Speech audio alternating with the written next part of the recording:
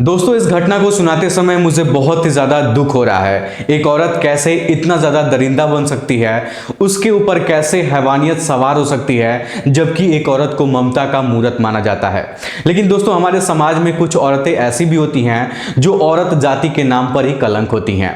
दोस्तों, आज की कहानी में भी कुछ ऐसा ही हुआ है। एक लड़का जो कि बहुत ही ज़्यादा सीधा साधा होता है, एकदम मासूम सा होता है, लेकिन उस लड़के के ऊपर चार खूबसूरत लड़कियों की नज़र इस कदर पड़ती है कि उसको अपने रूम के अंदर बुलाती हैं और उसके साथ जो गंदा और घिनौना काम करती हैं वो चार लड़कियां, जिस वजह से उस मासूम लड़के की, दोस्तों मैं क्या बताऊं, दिल को छू जाने वाली एक कहानी है। आइए इस कहानी को पहले हम लोग शुरू से शुरू करते हैं।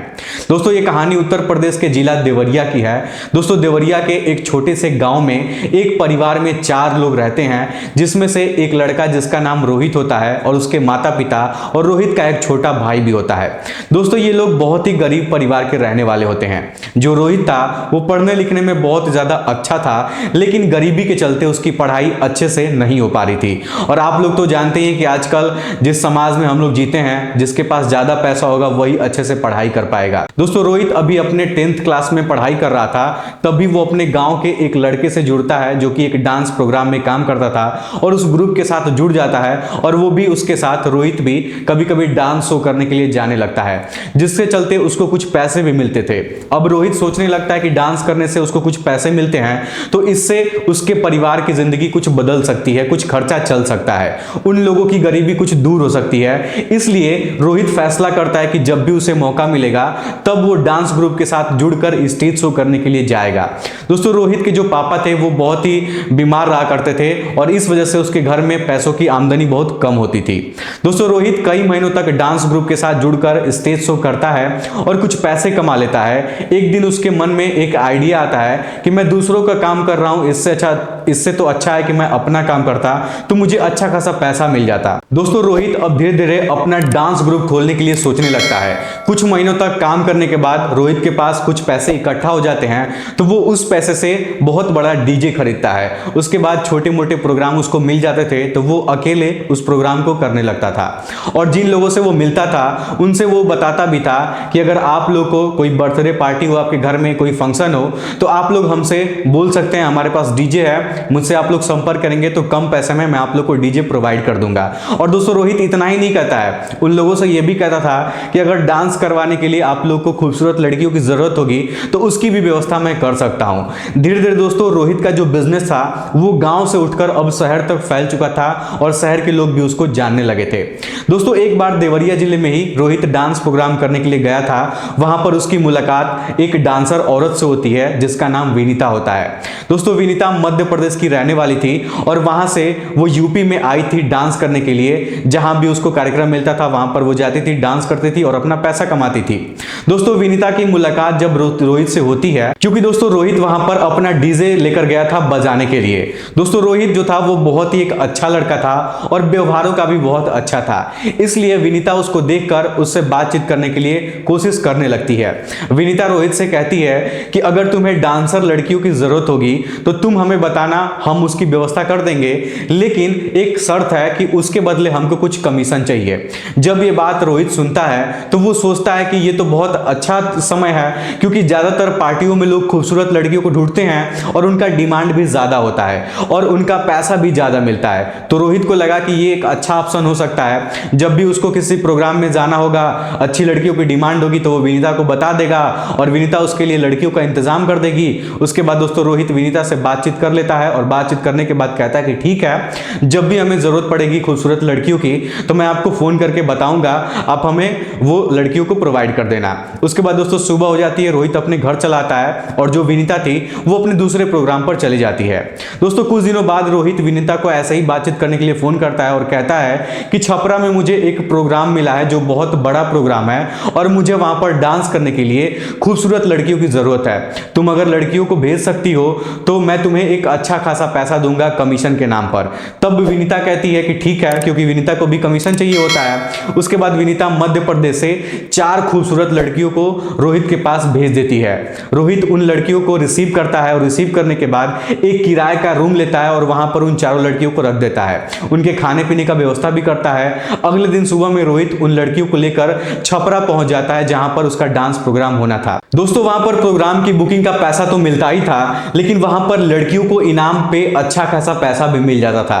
सब मिलाकर देखा जाए तो रोहित उस प्रोग्राम से, जो छपरा में प्रोग्राम करने गया था, वहां से बहुत ही अच्छा खासा पैसा कमा लेता है। क्योंकि लड़कियां भी बहुत ज्यादा खूबसूरत थी तो स्टेज पर बहुत सारे लोग पैसा वगैरह भी लुटाते थे। ये सब देखकर रोहित बहुत ज्यादा खुश होता है और सोचता है कि अब तो हमारा बिजनेस आसमान छूने लगा है। यानी कि वो सोच रहा था कि अब उसे कुछ करने की जरूरत नहीं है, सब कुछ सेटल हो गया, जिंदगी में सब कुछ ठीक ठाक चल रहा है और वो सब कुछ पा लिया है, ऐसा उसको लगने लगा था। अब दोस्तों रोहित करता क्या है कि उन 4 लड़कियों को अपने पास हमेशा हमेशा के लिए रख लेता है और महीने भर का उनका राशन भी देता था उनको और उनके रूम का खर्च भी उठाता था। उनका लगभग महीने का जितना भी खर्च होता है सारा खर्च वो उठाता था और जहां भी उसको प्रोग्राम मिलता था वहां पर उन 4 लड़कियों को लेकर जाता था। क्योंकि लड़कियां बहुत ज्यादा खूबसूरत थी तो पैसे की कमाई भी बहुत ज्यादा होती थी। और दोस्तों चारों लड़कियों को रोहित का व्यवहार भी बहुत ही ज्यादा अच्छा लगता था। दरअसल रोहित उन लड़कियों को खुश भी रखता था, कभी कोई दिक्कत नहीं आने देता था। एक दिन दोस्तों देवरिया जिले के ही अंदर रोहित को एक प्रोग्राम मिलता है डांस करने के लिए। उसके बाद रोहित जो था वो लड़कियों से कहता है कि फलाना डेट पे प्रोग्राम है, तुम लोग उस दिन तैयार रहना। उसके बाद दोस्तों फिर वो दिन भी आ जाता है। जो लड़कियां थी वो सभी लड़कियां पूरी तरह से तैयार हो जाती हैं और रोहित के साथ जहां प्रोग्राम करना था वहां पर पहुंच जाती हैं। उसके बाद दोस्तों डांस प्रोग्राम का कार्यक्रम चलने लगता है और तकरीबन रात के 10:30 बजे थे। 10:30 बजे के आसपास रोहित के फोन पर एक फोन आता है और उधर से एक आदमी कहता है कि तुम्हारी मां की तबीयत बहुत ज्यादा खराब हो गई है। तो रोहित इस बात को सुनकर थोड़ा सा परेशान हो जाता है। वो सोचता है कि इन 4 लड़कियों की जिम्मेदारी मेरे ऊपर है, अगर मैं इनको छोड़ के यहां से चला जाऊंगा तो अगर लड़कियों के साथ कुछ अनहोनी होगी तो उसका सारा जिम्मेदारी मेरे ऊपर आएगा।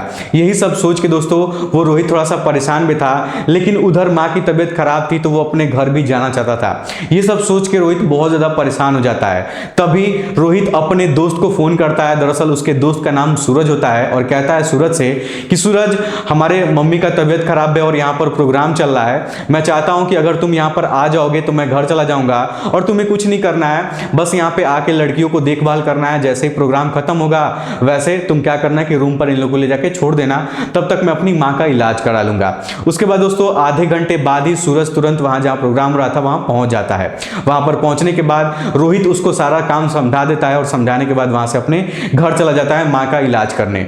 दोस्तों देखते ही देखते रात के 2 बज जाते हैं और रात के 2 बजे डांस का प्रोग्राम जब खत्म होता है तब वहां के लोगों से सूरज बातचीत करता है और कहता है कि सर आप लोग पैसे रुपए का जो हिसाब है कल आप लोग रोहित से कर लेना, मैं इन लड़कियों को लेके जा रहा हूं, रोहित की माँ की तबीयत खराब है इसलिए वो घर चला गया है। और इतना कहने के बाद वो चारों लड़कियों को गाड़ी में बैठाता है, उसके बाद लेके निकल जाता है वहां से। दोस्तों रास्ते में सूरज उन लड़कियों से हंसी मजाक भी करते हुए जाता है और बहुत सारी बातें भी करता है। वो लड़कियां सूरज को पसंद भी करती थी क्योंकि सूरज का भी व्यवहार रोहित जैसा ही था और एकदम दिखने में भी रोहित जैसा लग रहा था।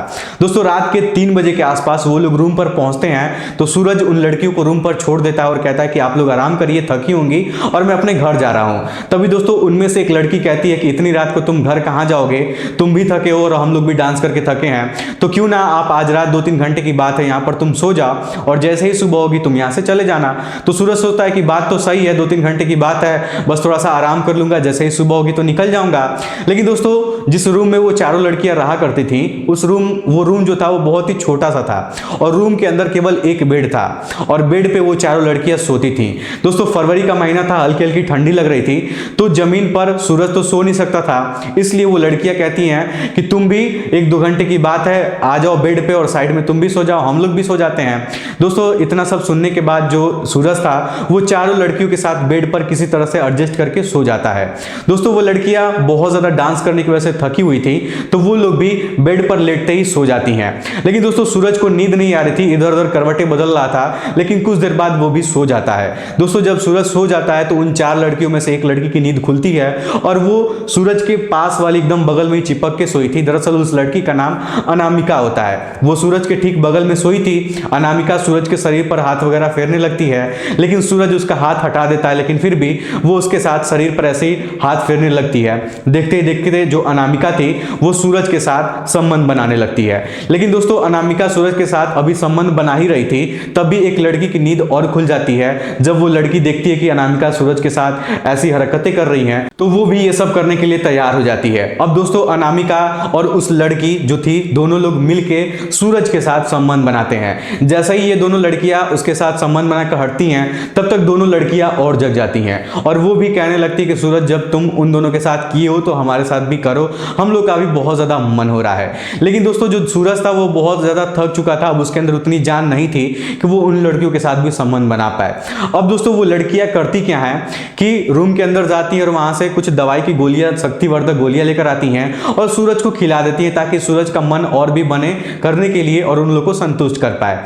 लेकिन दोस्तों वो लड़की गलती ये करती हैं कि दवाई जो खिलाती हैं वो एक नहीं खिलाती हैं बल्कि 2-3 टैबलेट उसको खिला देती हैं। अब दोस्तों होता ये है कि 5 से 6 मिनट बाद सूरज वहीं पर बेहोश हो जाता है। दरअसल सूरज बेहोश नहीं हुआ था बल्कि वो इस दुनिया को छोड़कर चला गया था। दोस्तों दवा जो थी वो रिएक्ट कर चुकी थी, रिएक्शन कर चुकी थी और दवा का जो डोज था वो डोज की मात्रा भी बहुत ज्यादा थी। ज्यादातर लोगों को देखा जाता है कि एक टैबलेट दिया जाता है 50 mg या 100 mg का इतना दिया जाता है, लेकिन दोस्तों अगर वही 3 टैबलेट किसी को खिला दिया जाए तो वो इंसान की मौत हो जाती है और वही गलती उन लड़कियों ने सूरज के साथ किया था। दोस्तों यहां तक कि सूरज का ब्लड प्रेशर भी बहुत ज्यादा हाई हो गया था। जब दोस्तों लड़कियों को पता चला कि सूरज मर चुका है तो वो तुरंत अपना सारा सामान वहां से पैक करती हैं और वो रूम छोड़कर तुरंत उसी रात वहां से भाग जाती हैं। जैसे ही सुबह होता है तो रोहित अपने दोस्त सूरज को फोन करता है तो सूरज का फोन तो बज रहा था लेकिन कोई उठाने वाला नहीं था। उसके बाद दोस्तों जहां पर प्रोग्राम हो रहा था वहां पर रोहित फोन करता है और पूछता है तो वो लोग बताते हैं कि सूरज जो आपका दोस्त था वो लड़कियों को लेकर तो यहां से रात को ही चला गया। अब रोहित उन चारों लड़कियों को जब फोन करता है तो उन चारों लड़कियों का नंबर स्विच ऑफ हो रहा था। दोस्तों अब रोहित थोड़ा सा परेशान हो जाता है। उसके बाद सुबह सुबह अपनी बाइक उठाता है और जहां पर लड़कियों को रखा था जिस रूम पे वहां पर पहुंचता है तो वहां पर जो वो देखता है वो देख के उसके पैरों तले जमीन खिसक जाते हैं।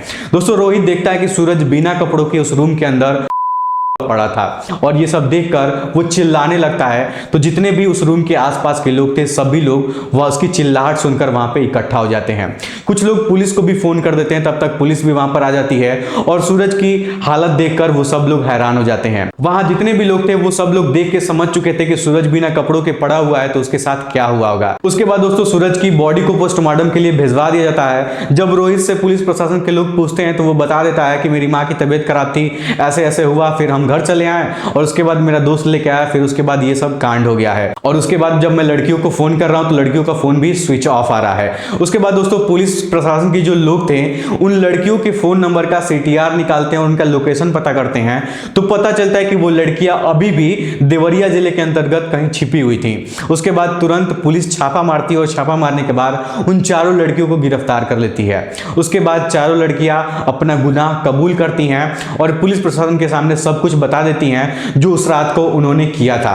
दोस्तों उन चारों लड़कियों को कार्रवाई करते हुए जेल तो भेज दिया गया, लेकिन वो मासूम सा लड़का जो सूरज था उसके साथ जो हुआ उसके बारे में आप लोग क्या कहना चाहेंगे? दोस्तों हमारे समाज में अक्सर ऐसा सुनने को मिलता है कि लड़के जो होते हैं वो लड़कियों के साथ छेड़खानी करते हैं और गंदी हरकतें करते हैं, लेकिन यहां पर मामला उल्टा है। सूरज उन 4 लड़कियों के हैवानियत का शिकार बन गया था। अब आप लोग इस पे क्या कहना चाहेंगे? अपनी राय हमें कमेंट बॉक्स में जरूर बताइएगा। फिलहाल आज की इस वीडियो में इतना ही। वीडियो पसंद आया तो वीडियो को लाइक और चैनल को सब्सक्राइब जरूर करिएगा। बहुत बहुत धन्यवाद।